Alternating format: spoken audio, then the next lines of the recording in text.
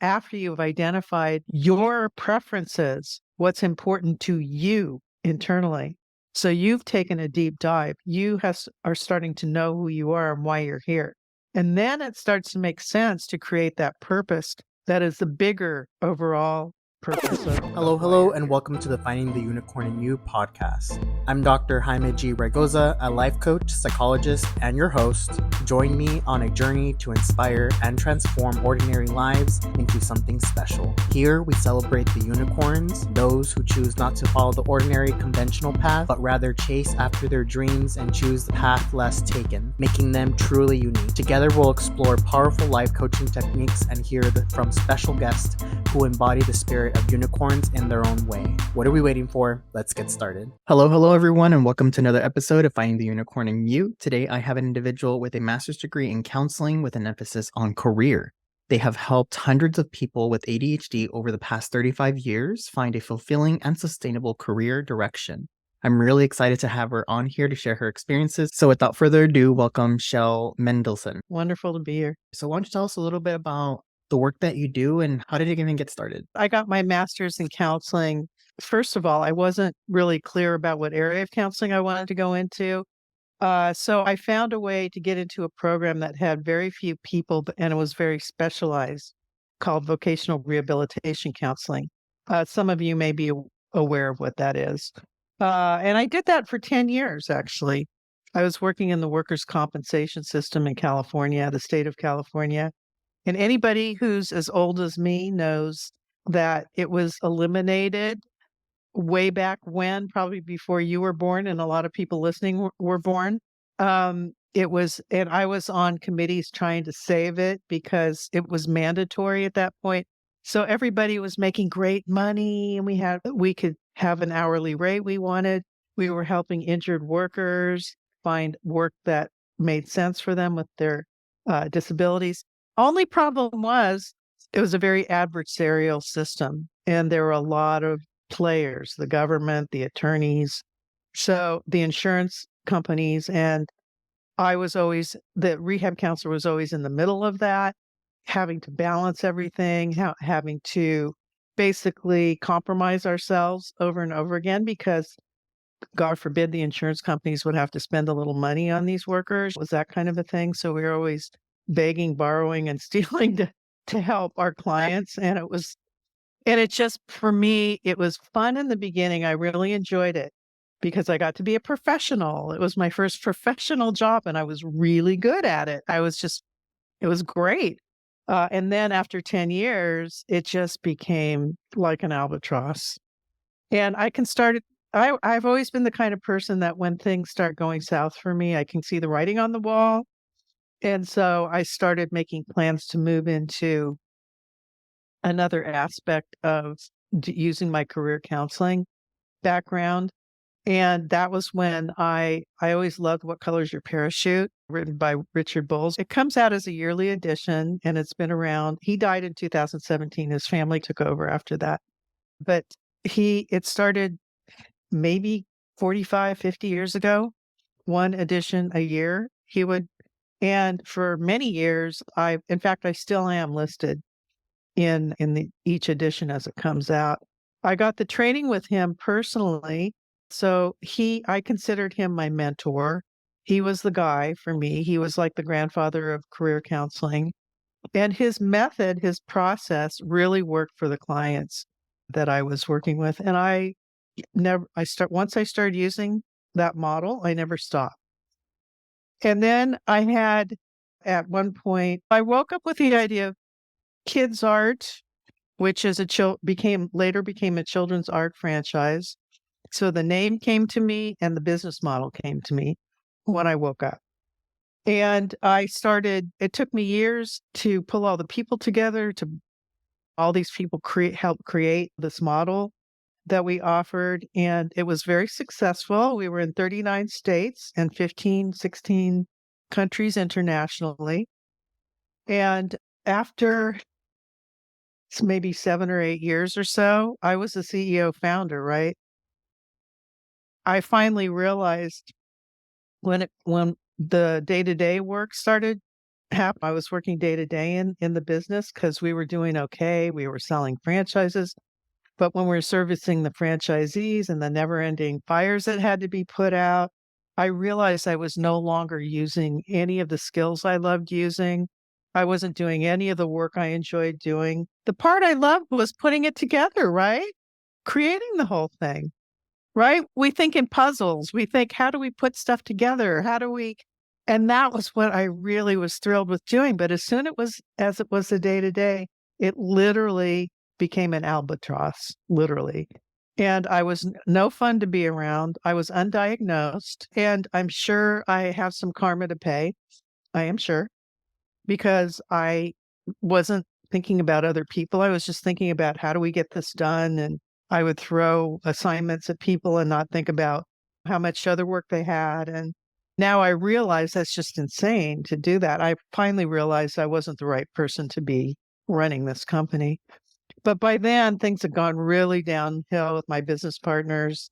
And I was so miserable at that point. I'll just say it didn't end well. I'm not going to go into details. It just didn't end well. Okay. So it was I think what happened for me was such a wake up call. And I realized that there was more going on than I needed to look at. And 2 years before that, I had a friend of mine who was a therapist send me a book on ADHD, which I promptly shoved in the drawer because I said, what? And I wouldn't even talk to her about it. I was like, I found it insulting, quite frankly, because I thought that's for little kids. I was ignorant about what ADHD was.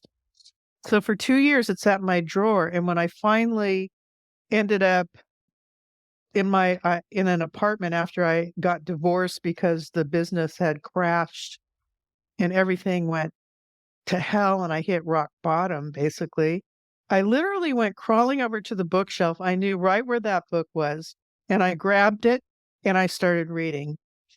And of course, I read what most of us know who have ADHD, that we're not alone.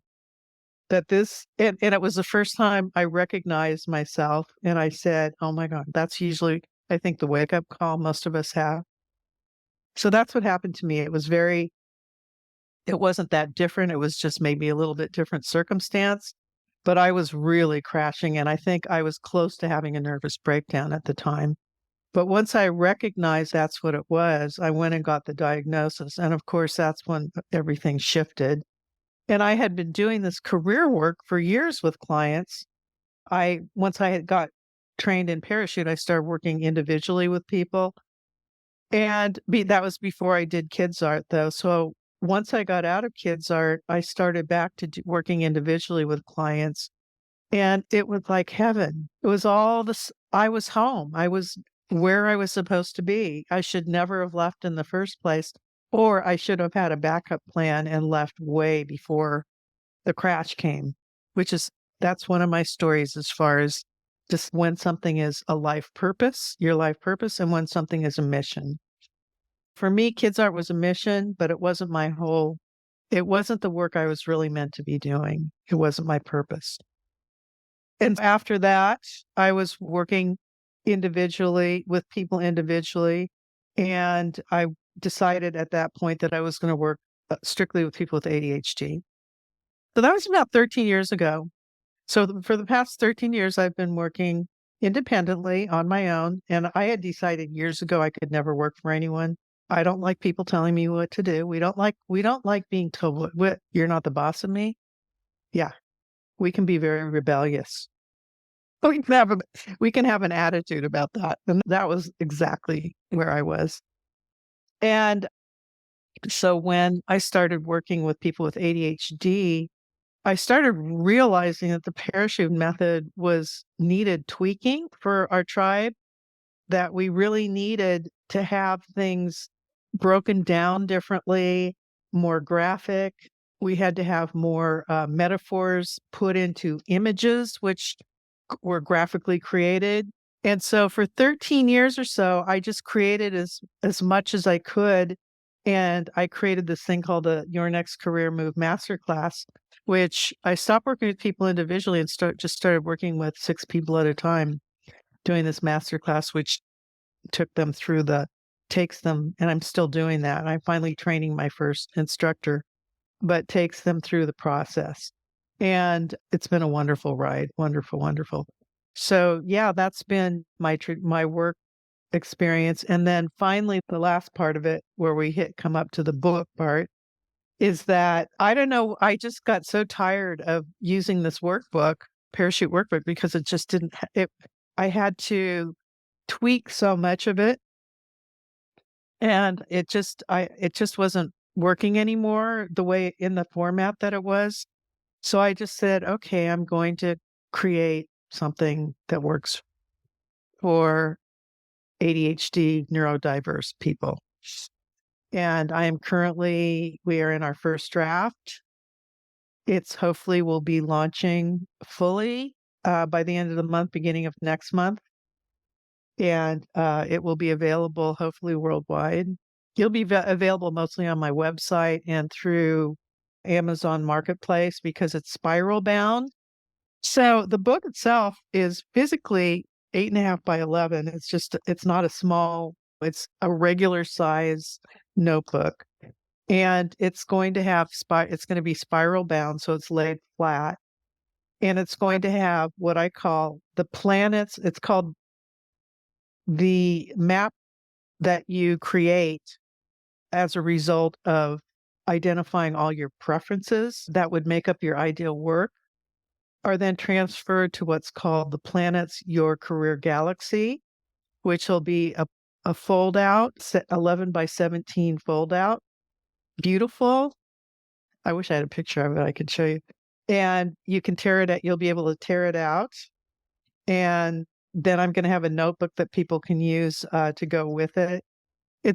I'm making it as ADHD friendly as I can. I got feedback from my classes about what they needed. I couldn't do everything because it was just too expensive. It would have been ridiculous to print. It's all full color. It's graphic. Every page is graphic. I have a designer that the people I work with, the editor and the graphic designer who also created the format on Canva, all ADHD. So they've all added their input to it to make sure that it is usable, not only for our population, but for them. So they gave their own input. And Katrina, who does the graphics, is one of the most incredible designers. She really is. And I'm really excited about it. It's going to be step by step. It's going to break everything down and make it very easy to sift and sort possibilities so that in the end, people can start seeing what I call the cream rising to the top, where they can identify one or two areas that are definitely going to work for them. A lot of work to do in between, but it's all laid out for you. It's a course, so it's a course book. So I'm excited about that. Yeah, you can definitely hear it in your voice and Yeah. in the way you talk about it. It sounds like a passion project for sure. So if somebody were to purchase this book, what would be the reason that they're going to be purchasing this book, and what is it going to help them accomplish? Oh, good question. That is the $1 million question. It's for people. Number one, it's for anybody who's taking my class. It will be the workbook or the course book, I should say, because what I'm doing now, I use the parachute workbook, but I've had to gerrymander it quite a bit. So it doesn't even follow in the same format. There's so many things that I've changed about it. This is going to be exactly the way I've been teaching the class. So it's literally a course. So if somebody's looking to make some kind of a career decision for anybody, it's for teens and adults. So especially, I see it going big, into high schools, into career centers and colleges, into all the neurodiverse nonprofits that are out there, into the employment, into you name it, it should be there, literally. I'm going to be doing discounts for teachers, and I'll be offering discounts for certain groups of people who want to do it. But it can be done either. If you work with me, obviously you're going to get the more personal accountability, coaching that goes along with it. But you can do the book with somebody else, one or two people, can get together and keep each other accountable. And I've been talking to my instructor, Lynn, who I'm training right now, about maybe doing a drop-in kind of thing for people as they're using the book who can ask questions and things like that online. There's so many things. My head is spinning, as you can imagine, with ways that we can be using this. But the idea is that you no longer have to wonder how to figure out what you want to do for a living. How do I make that choice? What are the things I need to consider before I make that choice? How do I honor who I am? And I like to say these big corporate companies probably aren't going to like me very much because I'm going to empower a lot of people to develop their own, what I call accommodation plan, self-accommodation plan, and be able to ask their employers to provide certain things that will help them be more productive and happier on the job. But it is going to allow people to feel really confident before they make that choice. They might have to get some training. At least they'll know what it is. They'll know exactly what it is. They might have to go to get a certificate of some kind. They may have to do an internship of some kind or go back to school. But if you go back to school, it's for a very specific reason, right? It's not just go to school because it's important to get a 4-year degree. No, it's not. If you don't know what you want to do, it doesn't make any sense to go back until you do. It sounds like a really good groundwork for individuals that are neurodivergent, that don't really have that support. Especially for me, I didn't even know the word ADHD until after college. And it Yeah. was like the word was thrown here and there, and it wasn't like it was a complete random thing. I actually heard it on TikTok, and this person is, if you have ADHD, you probably have the following symptoms. And I was like, oh, I like meet 8 out of those 10 things that she just mentioned. And then I started learning. So for those, I'm glad more and more people are learning about this, and the work that you do is definitely educating and advocating for individuals to go get tested and to go get checked. Even as you're saying this, it's such a good tool to have, because even after you're diagnosed, your journey's barely starting. You need to find out, Barely. what are your triggers? Are you like Yeah. hyper focusing? Are you having those days where, like you said, where you get an idea and you have this burst of energy and you start brain dumping everything into that thing? And so what do you need to do to not burn out and to keep that light continue, like the light flame going? So there's so many different techniques that we're not taught because there's not enough people that care to gear towards us, because we're not neurotypical. So people like you are essential for people like you and I to do this. So I'm really excited that you're doing something like this, because it's definitely needed in the community. Around the world, too. I work with people all over the world in the class. And gosh, I've probably reached maybe 16, 17 countries now in the master class.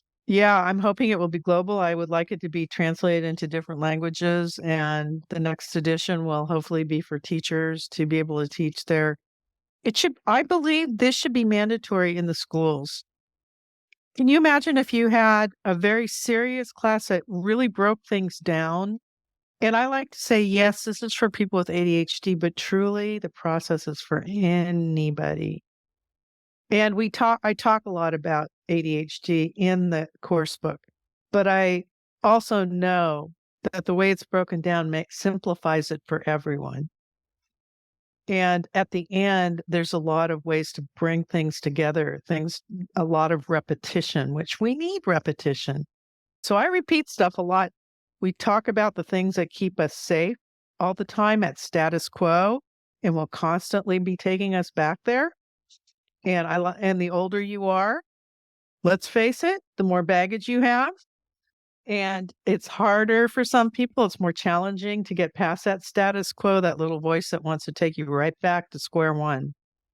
I just talked to a 23-year-old young man today, and he was so open. He was so perfect. I like to say, you are perfect to do this at this age because it'll be a breeze for you. You don't have the baggage that a lot of people that have been through all the ups and downs, twists and turns of being in the wrong job, like not being in the right situation, and being treated poorly and having to try and, I'd say, fit a square peg into a round hole. You're always trying to make yourself fit and make it like, why, how come everybody else can do this? I'm smart. I have skills. I just can't figure out how to do it the way they do it. The truth is, in the work you do, that should not even be an issue, really. You should be just doing the kind of work that comes easily and is exciting, sustainable, something you can grow with and expand with, and you can start, I say, growing the branches of your tree and doing different aspects of the same within the same field, perhaps. But excuse me. Yeah, so that's where we go with it. It is really an all-inclusive kind of process. It's not, I don't do tests, I don't do assessments. Hate them. Did them for years, all of them. And there weren't any that I gave to people that I felt were really helpful. Maybe one of them, which kind of this bizarre one that a lot of people don't even remember from years back, was really good at helping people figure out if they, through abstract reasoning testing. Those were the people that scored high on that, were the mechanical people, the engineers, people who had that kind of a mind, and it was really good for measuring that. But other than that, the rest of the Myers-Briggs and all those things, they're useful in some settings, but in this process, I don't use it. It doesn't work. Doesn't work. I know that you teach different skills and you essentially get them ready to discover what they want to do in their workforce. Do you implement day-to-day skills to help them get through once they get there? I encourage accountability, and I have a whole section called accountability to yourself, and give lots of recommendations for how you can stay accountable and the things that you can do to remind yourself about what still needs to get done, and maybe work with other people. Like in the master class, everybody gets to know each other, and I encourage them to do another group, like an off-site group. I call it off-campus group, where they meet up and they do the exercises together. They do body doubling. They work with each other. They support each other. They get to just talk about all the stuff that's going on. And really, they're the only ones that get it because they're going through that process. And while they're in the class, and this is what I would encourage anyone even using the book. So with the book, you can, rather than, it's expensive probably to take the class. Maybe by some people's measure, not. It just depends. It's all relative, right? But the book, everybody can get and work through on some level. That's why I did it. It's a legacy thing for me. But having other people that you can work with is so important, who are going through it. And the people in the class, I put in what I call a career bubble. And that I ask them not to speak with anybody about what they're coming up with for 8 weeks while they're taking the class. Don't have a conversation with your spouse, your partner, whoever you're with, your friends, your family, anybody who could potentially give you the side eye or say something that can throw you off, because we are people pleasers to the core, many of us. Not everyone, but most, I would say most of us are. Many of us are people pleasers. And we're easily influenced at times. And all it takes is one look, one glance, one comment that can completely throw you off. So I say, give yourself a break. And if you have any problem, if your partners, friends, whoever, if they have a problem with it, that have them contact me. This is instruction from your coach. Okay. Your coach is telling you you cannot have conversations. So that it's like a big relief to me. It's so refreshing, I think, for a lot of people to recognize that. And I say, keep it to yourself, except for if you're communicating with somebody else going through the process. Keep it to yourself until you make a decision and you're firm in it and you're confident. Having that confidence is so important because it translates into maybe finding a position with an employer that makes sense for you. Somebody who is aligned with your planets. We call it Career Galaxy. Somebody has a mission that aligns with you, or from your research are doing things and their culture is what you're looking for, and you find a position that kind of lines up with everything that you've identified as your preferences, and you go in and you know what the hell you want. And you can go in and very clearly and confidently know what you want and tell in the interview, be able to state that and say, this is why I'm here. This is why I chose you to do this interview to connect with, instead of, so it's turned around. You're not the job beggar anymore. You're more the job developer for yourself. You're creating something for yourself. And that puts you in a very different position in their eyes as well, because they know you're there for them for a reason. And they see people coming in all the time, and somebody might fit the bill perfectly, tick all the boxes, but they're not really there for the right reason. They're there just to make a paycheck. And it's easy to tell the difference when they're sitting with somebody who really knows what they want and can articulate that. I completely agree. And a lot of the things that you mentioned were spot on, especially with my personality too. I'm always trying to people please. And other people Yeah. that I know with ADHD, it is commonly we Yeah. want that external validation. We need that good feelers. Like a lot of us tend to rely a lot on our friends, our family, because we want to feel needed, wanted, help, like we're helping, we have a purpose. And Yes. if we don't have an internal purpose, then we seek it externally, which is what you're working on. So you can give them purpose and they don't have to keep asking other people to validate what they're doing. I'm Now, glad you mentioned that. I'm glad you mentioned that, because life purpose is part of what the process is. It's identifying that, but it's after you've identified your preferences, what's important to you internally. So you've taken a deep dive. Are starting to know who you are and why you're here. And then it starts to make sense to create that purpose that is the bigger overall purpose of why you're here. And we do that. That's part of the process. So I'm glad you mentioned that. A lot of people, most of us with ADHD, we are very purpose driven. I've always been purpose driven, always. I think some people are very money driven. I've never been money driven. I've always been, how am I making a difference? How am I making a difference? That's just been very natural to me. Of course, you want to make a good living. That makes sense. But that isn't the reason you go into it. That's not the reason to go into a certain field just because you want to make money. If money is the number one thing, with ADHD, you're going to get back to square one.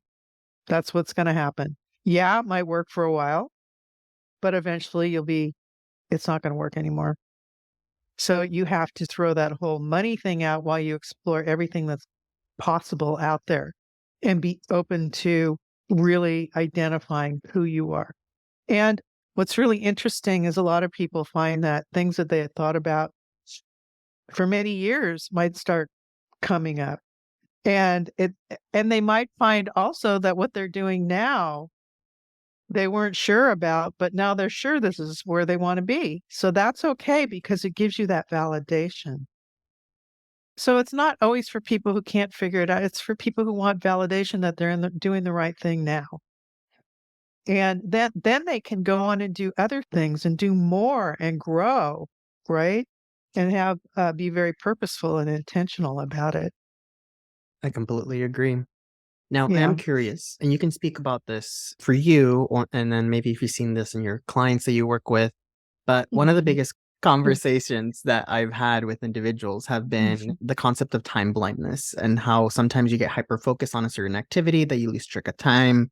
And then you become late to certain engagements or things like that, or you underestimate how long something will take because in your brain, you're like, I can get there in 10 minutes, when in reality, it's a Yeah. 30-minute drive. So, what advice would you give to individuals that are experiencing that and they're like, wow, it's impacting my life in a way where it's now affecting my Yeah. social interactions, work, things like that? Your family. Yeah. Mhm. Yeah. You were supposed to be home for dinner like an hour ago. What happened? Uh, Yeah. when it comes to career, Some of these things that people say are really negative aspects of ADHD can actually be an asset. Wouldn't you rather be hyper focused on an activity that you're really enjoying, which most people are? When they're hyper focused, it's because they're enjoying that activity. If you're spending too much time at work, which isn't, that's something that you do have to, I would say, work with a therapist on because it's a problem. But when you're doing it because you're enjoying and loving what you're doing, that's a kind of a different thing. It's different than, I got to get this done, so I better hunker down or whatever. And then you get lost in it and you start doing it out of anxiety because you're anxious. There's a difference between doing it from the joy perspective and doing it from the anxious perspective. And again, if you have this thing where you tend to not to be time blind, there's so many gadgets and things you can do to, I don't know. I'm not an expert at that. The people that really are good with that are more the ADHD coaches. And I recommend that people who need that kind of help go to an ADHD coach for executive functioning, because that is an executive function issue. But once they have the work, they know the work they're supposed to be doing, it becomes a lot easier for that coach to then work with them about how to maybe balance things out a little bit, because you're coming from a positive place. You're coming from a more, I know what I want to do. Now I got to figure out how to not destroy other people. Because I'm spending all my time doing this thing when I should be at my daughter's soccer practice or something like that. Or I'm ignoring all my friends and all of that. Yeah, that's work-life balance. That's something that I think an ADHD coach would be very helpful with. But first, know what you want. When you know what you want, that will make all the difference in being able to get the rest of it balanced. Does that make sense? Yeah, I completely love that because the things that I Yeah. teach is work-life balance. So I was like, I wonder what she has to say about this too. We are running out of time. I can continue talking about this for a lot Oh my longer, gosh, but it's already 8:15. How did that happen? Okay. yes, and talk about time blindness. We're enjoying Yeah. it. So I am going to ask you the last question of the podcast, which is a whole Okay. premise. So here we try to identify and define unicorns, and which are unique people that are not rarely found in the workplace and personal lives. And I think everyone has the opportunity to be a unicorn. It's just Mhm. that they need to, like you said, find your purpose, find out who you are, and tap into those skills.